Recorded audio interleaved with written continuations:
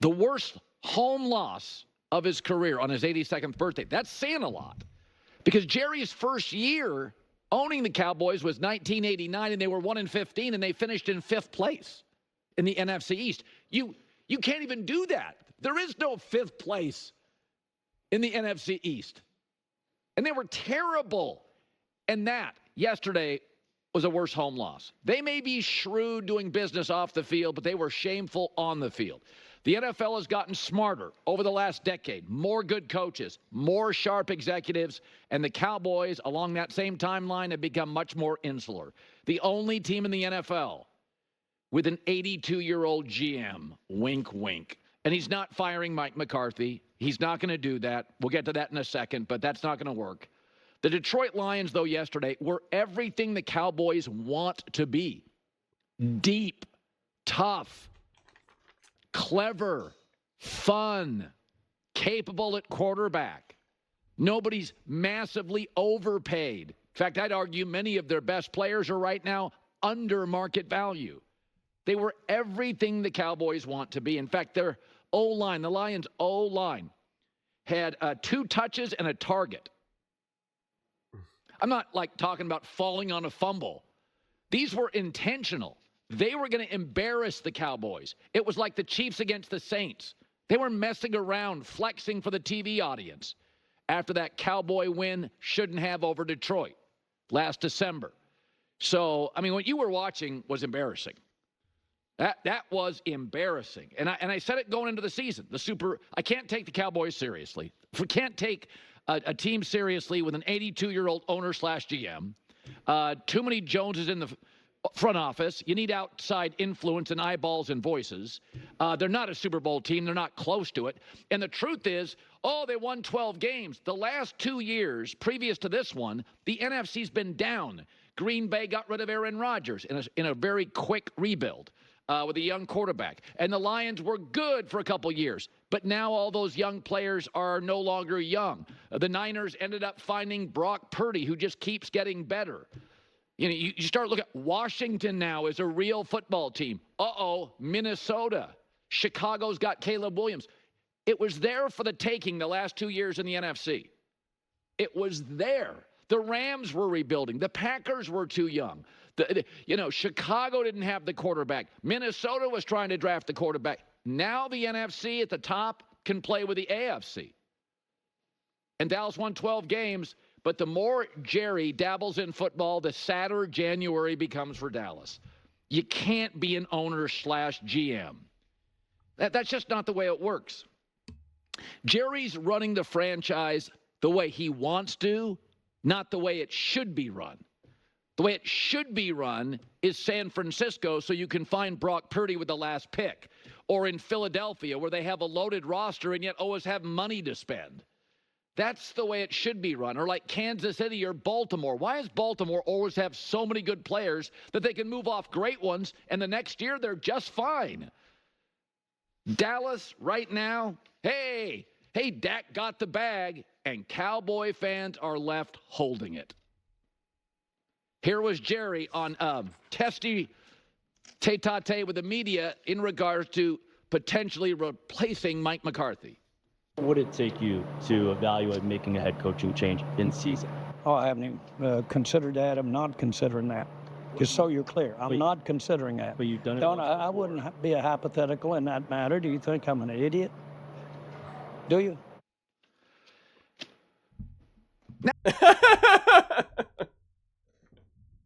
No comment from Colin. Okay, let's talk about this. Let's talk about this. That was funny, Colin. That was funny. Okay. The Cowboys are simply just bad. I know they had some injuries on defense, but this was insane. This was an embarrassment, 47-9. There's no other way around it. There's really no other way around it. Even the spread. I mean, Vegas had the spread at like 3.5, whatever it ended up being by the time the game started. They were not expecting this either. And again, like I said, going into this game, I was like, the defense could definitely give up a lot of points because they have some injuries. but the offense should still play pretty good. They're missing one receiver. You're pretty much full strength. And going into the season, everyone was trying to tell me this team isn't going to be another great team. They're a Super Bowl contender, right? They're going to win the NFC East, blah, blah, blah, blah, blah, blah, blah. If that's the case, then how did you only put up 9 points? I mean, the way how the game started was just wild. It was back-to-back-to-back bad throws by Dak. I mean, it just was. He was lucky that one tip ended up being caught and kind of run. And then it was just an awesome catch by C.D. Lamb. Really lucky that it wasn't the interception was called back because of the flag. I mean, right off the bat. And again, even Brady was so honest during this broadcast. He was like, these are just bad throws. This is a bad offense right now, bad defense. We expected a lot more out of them. I mean, Tom Brady was just kind of like, I don't even really know what to say here. And he was like, this team is just one-dimensional. They're never in. He said they're never in tough games. You know, anytime they play a great team, they're just not good. And he's been saying what I've been saying, what Colin's been saying, what Chris Broussard famously says with his tomato cans and all of that. And it's just true. And it's funny. So like I'm making notes while I'm watching this game, and I write, despite rocky opening drive, Dak throwing confidently. Right, that's what I wrote. And I'm like, okay, you know, like, and it really just confirms what I've said about Dak, where he has some really great highs. He can make some awesome throws, and he can make some awful throws, right? He can be great, but he can be awful, which makes him just good. His great balances out his awful. And then I write, but then an interception in the red zone.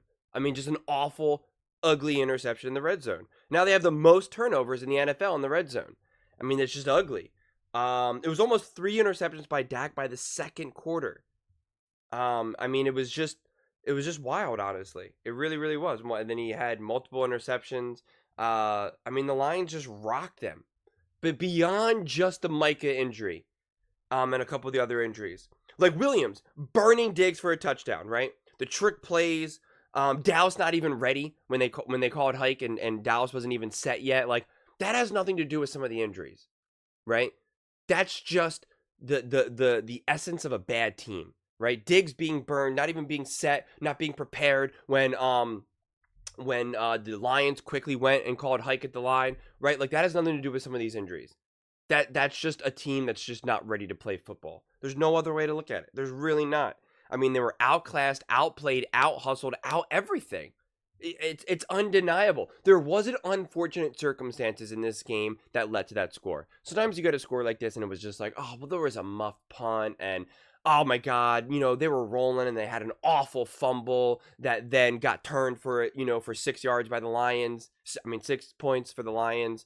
A blocked field goal that was then returned for a touchdown. Like, those things are just kind of unlucky or fluky. A tipped ball by CD that then gets intercepted and booked it for another 7, for another touchdown. Like, those things I can explain away. I could say that was just bad luck, bad timing, bad this, bad that. What are you going to do? And then the score can kind of unravel.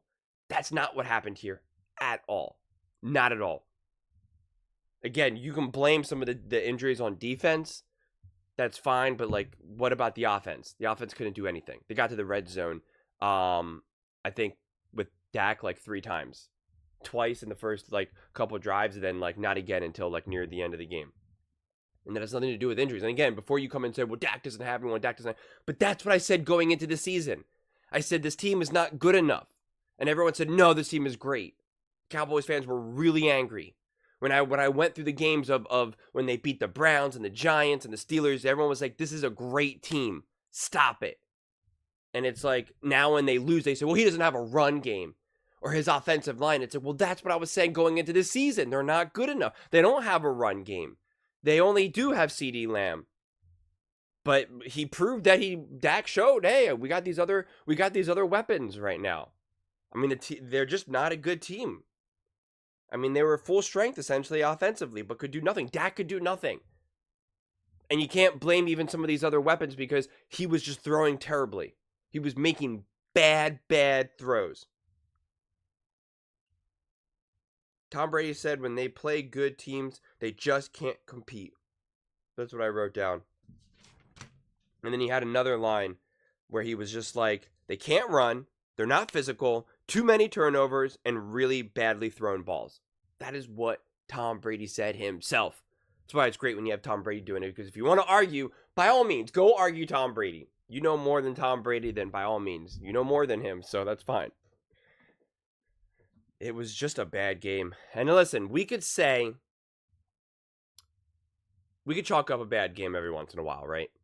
But this has been the consistency. This has been the theme and the trend of the Dallas Cowboys, and of Dak Prescott for that matter.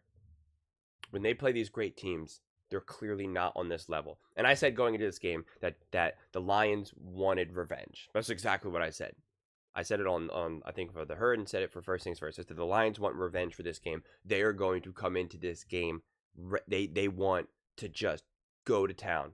And that is exactly what they did. I said they were angry about how the game happened last season. They feel like that win was taken from them. And so they wanted to come in here and say no. It was just Dak was 17 for 33, 178 yards, 5.4 yards per attempt, 0 touchdowns, 2 interceptions, and a 42 passer rating. They were only in the red zone 3 times the entire game, one of which was with Cooper Rush.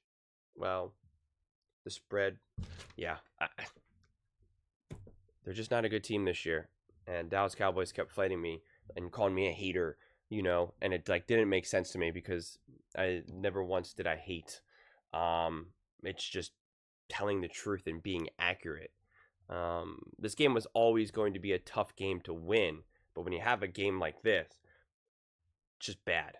And again, even Vegas didn't think it was going to be this bad. Even Vegas thought that Dak and that offense was going to be able to put up points. Some points. At least a touchdown. They got 3 field goals. Make no mistake about it, the Lions could have hung 60. But they were trying to get random players touchdowns and stuff. They were just fooling around. And that was nothing like what the Kansas City Chiefs did. The Lions dominated that game. Absolutely annihilated. And you're not going to tell me that if you have Micah and a couple other people in there, that game just magically changes. Because it's just not. Not to mention, the Cowboys gave up all those points before, like versus the Ravens when they were full strength. Versus the Saints when they were full strength. Just a wild game, honestly. Even I wasn't expecting a game like this, 47-9. I mean, it was just... because again, I'm watching this game and I'm seeing Dak get settled. And I'm like, okay, Dak's getting settled. Dak's making some impressive throws. Dak's spreading the ball around. I'm impressed. You know, I was like, I'm definitely impressed. I was like, yeah, you know, Dak is definitely a really solid, good quarterback. And then he does those things that he does, turns the ball over, makes really bad throws, and you're like, oh, yeah, that's the problem with Dak. That is actually the problem with Dak. And again, some of the people who are obsessed and think that Dak's a top quarterback in the NFL, and they'll say that he has no one. Well, then if you say that he has no one, first of all, he's got CeeDee Lamb. That alone is great. But if you want to say that he has no one, well, then I guess you'd have to admit that he needs help, that he needs better players around him then to succeed, that he can't overcome those things, which would put him in line with pretty much every other quarterback, especially every other just average to good, you know, B to B plus quarterback, which is where you would put Dak at this point. When Brock Purdy didn't have all his Avengers, he didn't look like this. That's for sure. That is for sure. There's a lot of people that think Dak Prescott's better than Brock Purdy. And look at this game. And look at any of the games that Brock Purdy has played this season when he, again, he didn't have a wide receiver as good as CeeDee Lamb. Making no mistake about it. And yet, didn't look like this. But those are just my thoughts. I'd absolutely love to hear yours. What do you guys all think about the Dallas Cowboys and this just total domination by the Lions? Let me know in the comments below. I read every single comment, so whether you agree with me or disagree with me, either way, let's get in some discussions, let's get in some fights, but ultimately, let's just have some fun. And please do consider subscribing. We are building an amazing community here, and I'd absolutely love to see you part of it. I want to build something that we all genuinely feel connected to, something that we're really excited to be part of. I think we're well on our way to doing it. And please don't forget to give this video a thumbs up, as it really does help with the visibility and the algorithm. Thank you so much, and see you next time.